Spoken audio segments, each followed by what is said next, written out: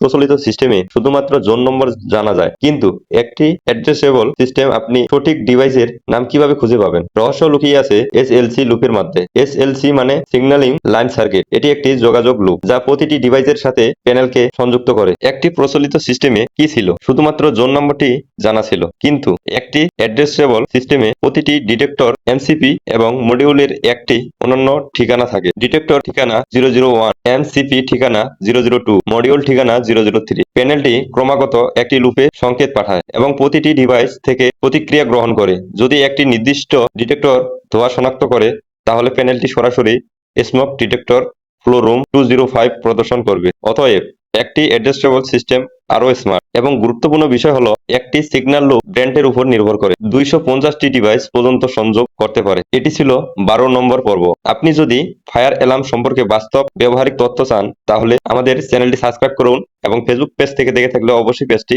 Follow করে দিন আর comment করে জানান যে কোন বিষয়ে আপনারা জানতে চাচ্ছেন।